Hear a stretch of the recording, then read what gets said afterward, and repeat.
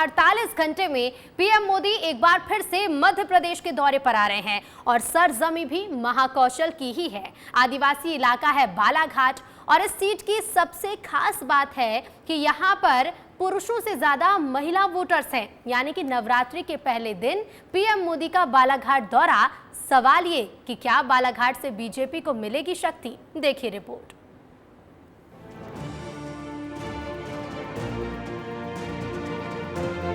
एक दशक बाद प्रधानमंत्री नरेंद्र मोदी 9 अप्रैल यानी कि चैत्र नवरात्रि के पहले दिन मध्य प्रदेश के बालाघाट आ रहे हैं। पीएम मोदी बालाघाट में बीजेपी प्रत्याशी के समर्थन में जनसभा को संबोधित करेंगे। जनसभा में प्रधानमंत्री मोदी के अलावा मुख्यमंत्री डॉक्टर मोहन यादव, बीजेपी प्रदेश अध्यक्ष वी.डी. शर्मा, कैबिनेट मंत्री प्रहलाद पटेल भी मौजूद रहेंगे। प्रधानमंत्री यहां बालाघाट संसदीय क्षेत्र के साथ ही मंडला संसदीय क्षेत्र के लिए बीजेपी प्रत्याशी के लिए आशीर्वाद मांगेंगे। ऐसा माना जा रहा है कि नवरात्रि के पहले दिन हो रही चुनावी सभा में पीएम मोदी महिलाओं को लेकर कुछ बड़ा चुनावी वादा कर सकते हैं। वहीं प्रधानमंत्री के दौरे को लेकर सुरक्षा भी चाक चौबंद कर दी गई है। पीएम की सुरक्षा में करीब 3000 जवानों की तैनाती की गई है। बीजेपी ने यहां से भारती पारधी को उतारा है और पीएम की सभा भी नवरात्रि के पहले दिन है।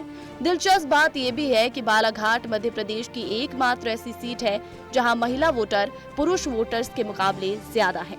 लिहाजा सवाल यही है कि पीएम मोदी को क्या बालाघाट से मिलेगी शक्ति? और चलिए पीएम के दौरे के बारे में और ज्यादा जानकारी के साथ संवाददाता सूरज जुड़ रहे हैं। सूरज, महाकौशल बेहद खास इलाका है, फोकस कर रहे हैं दोनों ही दल। फिर बीते दिनों हमने देखा पीएम मोदी का एक दौरा हुआ और अब आधी आबादी को साधने के लिए आज का दिन चुना गया है। जी देखिए ऋतु, प्रधानमंत्री नरेंद्र मोदी खुद अब चुनावी मैदान में उतर चुके हैं और मोर्चा संभाल चुके हैं। उसे ऐसे समझिए कि जब प्रधानमंत्री नरेंद्र मोदी 2 दिन पहले रोड शो करते हैं, महाकौशल का जो सियासी रण माना जाता है वो जबलपुर से ही शुरुआत होती है चुनाव की, प्रचार की। तो आपने देखा किस तरह से जबलपुर आए और रोड शो किए, एक लंबा रोड शो और हजारों हजार की तादाद में भीड़ मौजूद थी। ऐसे में कहीं ना कहीं महाकौशल में आने वाली जो नक्सल प्रभावित सीट मानी जाती है बालाघाट, विगत दिनों आपने देखा कि बालाघाट में नक्सलियों को भी ढेर किया गया था। ऐसे में उस सीट पर प्रधानमंत्री नरेंद्र मोदी जाएंगे और चुनावी जनसभा को संबोधित करेंगे। रही बात आधी आबादी की, तो बीजेपी इस बार आधी आबादी का बड़ा मुद्दा बना रही है। वहां से जो है भारती पारधी को टिकट दिया गया है। अगर बालाघाट की बात करें तो यहां पर महिला वोटर पुरुष वोटर से ज्यादा है, तो कहीं ना कहीं महिलाओं पर प्रधानमंत्री नरेंद्र मोदी का जो फोकस है वो ज्यादा रहने वाला है। और खासतौर पर कांग्रेस में प्रधानमंत्री नरेंद्र मोदी हमलावर भी होंगे, क्योंकि लगातार बीजेपी जो है ये मुद्दा बना रही है कि हमने 6 महिला प्रत्याशियों को टिकट दिया, जबकि कांग्रेस ने केवल 1 महिला प्रत्याशियों को टिकट दिया।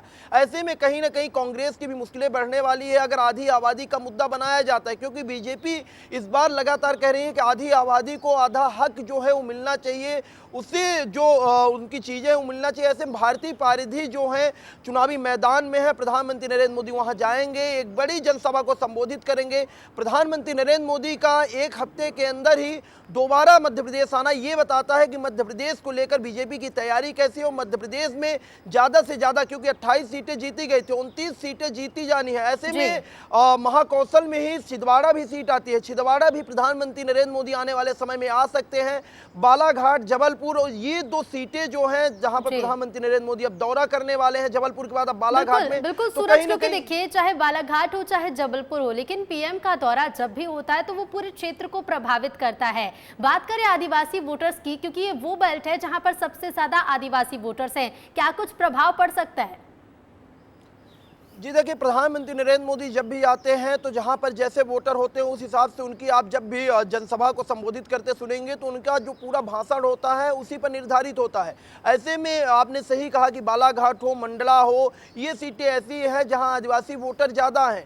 आज प्रधानमंत्री नरेंद्र मोदी जब आएंगे तो कहीं ना कहीं अपनी योजनाओं को भी गिनाएंगे जो उन्होंने आदिवासियों के लिए चलाई, विशेष तौर पर जिनका फायदा जो आदिवासी है उनको मिला, उसकी भी बात करेंगे। देखना ये होगा कि किस तरह से प्रधानमंत्री नरेंद्र मोदी के जो भाषण होता है उसकी रूपरेखा होती है। कहीं ना कहीं प्रधानमंत्री नरेंद्र मोदी कोशिश होगी कि बालाघाट से ही जो मध्य प्रदेश में आदिवासी वोटर हैं, पूरे आदिवासी वोटरों को साधा जाए, क्योंकि बड़े नेता के लिए एक मुश्किल ये होती है ऋतु कि वो पूरी सीटों में प्रचार प्रसार के लिए नहीं जा सकते, क्योंकि आने वाले समय में 4 चरणों में मध्य प्रदेश में चुनाव है। तो हर सीटों में कहीं ना कहीं आदिवासियों का वोट बैंक जो है महत्वपूर्ण है होता है। खासतौर पर बीएसपी का भी अलग से चुनाव लड़ना, कहीं ना कहीं मुकाबला, कई सीट ऐसी है जहां पर त्रिकोणीय भी बन सकता है। खासतौर पर बालाघाट उसमें से एक है, क्योंकि बीएसपी के भी जो कैंडिडेट है वो मजबूत स्थिति में है। ऐसे में आदिवासी वोटर को कैसे बीजेपी की तरफ ज्यादा से ज्यादा लाया जाए, क्योंकि आदिवासी वोटर ऐसे वोटर्स होते हैं जो निर्णायक भूमिका भी निभाते हैं। आपने कि निर्णायक वोटर्स को कैसे साधेगी पार्टी और क्या कुछ बड़ी बातें कह सकते हैं आज पीएम मोदी, इस पर भी नजरें होंगी। फिलहाल शुक्रिया आपका